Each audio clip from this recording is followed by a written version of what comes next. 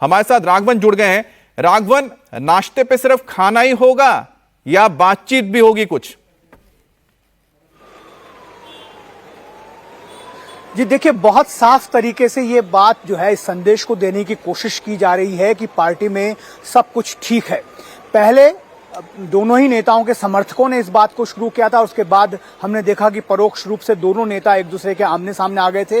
ये बात राहुल गांधी को बिल्कुल भी पसंद नहीं आई। इसी वजह से केसी वेणुगोपाल ने दोनों ही नेताओं को फोन कर हिदायत दी कि वो आपस में बैठेंगे। एक ऑप्टिक है, ये कह सकते हैं। कुछ देर पहले डीके शिवकुमार अंदर पहुंच गए। कुछ तस्वीरें भी हमें मिली है जहां पर सिद्धरामैया ने उनका घर के अंदर वेलकम किया और दोनों ही खाने पर बैठेंगे। ऐसा बताया गया है कि डाइनिंग, नॉर्मली सीएम आवास में जो डाइनिंग एरिया होता है अमित, वो बहुत बड़ा होता है, लेकिन यहां पर बहुत खास हिदायत दी गई है कि इस ब्रेकफास्ट मीटिंग में सिर्फ दो ही नेता होंगे।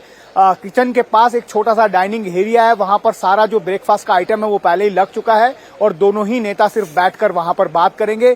मोटा मोटी अगर हम ये समझें कि इस बैठक में दोनों ये तय करेंगे कि आप कब छोड़ रहे हैं या फिर आप नहीं छोड़ रहे हैं, ऐसा होने जा रहा नहीं है, क्योंकि ये बहुत साफ है कि ये फैसला दिल्ली में ही होगा। हाईकमान ही इस फैसले को करेगा, लेकिन यहां पर इन दोनों के बीच में ये बातचीत जरूर होगी कि किस तरह से अपने अपने समर्थकों को, जो जाति के लोग हैं, जो मठ के मठाधीश हैं, जो खुलकर सामने एक दूसरे के लिए बैटिंग कर रहे हैं, उन लोगों को कैसे कंट्रोल किया जाए, कैसे इस छवि को बरकरार रखा जाए कि कर्नाटका में कांग्रेस जो है वो एकजुट है। दोनों ही नेता एक साथ मिलकर जनता की भलाई के लिए काम कर रहे हैं। गारंटी स्कीम्स यहां पर काम कर रही है, उसको लगातार यहां पर जोर देकर कहा जा रहा है। इसके बाद ये हमें बताया गया है कि जो अच्छा राघवन, मुलाकात की तस्वीरें दिखा दें, फिर आपसे आगे ये बातचीत जारी रखेंगे। अब देखिए, दोनों नेताओं की मुलाकात हो रही है, सिद्धरामैया और डीके शिवकुमार। चेहरे पे मुस्कुराहट जरूर नजर आ रही है, लेकिन तस्वीर ली जा रही है इस वजह से। लेकिन जिस तरह से दोनों नेताओं के बीच पिछले कुछ वक्त से तनातनी चल रही है, दोनों के बीच जो एक प्रतिरोध बना हुआ है, गतिरोध बना हुआ है कि आखिरकार सीएम की कुर्सी सिद्धरामैया छोड़ेंगे कि नहीं छोड़ेंगे, उसको लेकर शायद अब एक कोशिश है कि किसी तरह से ये जो गठजोड़ है ये बना रहे, यानी पार्टी के अंदर जो दो नेताओं का गठजोड़ है बना रहे, ये टूटे नहीं, क्योंकि अगर ये टूटा तो पार्टी टूट जाएगी। अब एक तस्वीर आई है, कुछ और तस्वीर जो आ रही है हम आपको एक एक करके दिखाते रहेंगे। अब बॉडी लैंग्वेज को समझिए।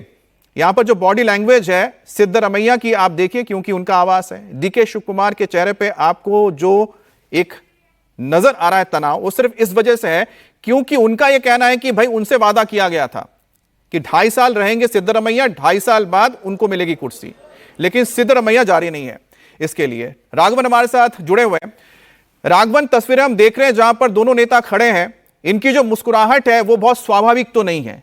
अगर हम बात करते हैं दोनों को अगर तोला जाए तो किसका पलड़ा भारी है, क्योंकि सिद्धरामैया ज्यादा ही मुस्कुरा रहे हैं?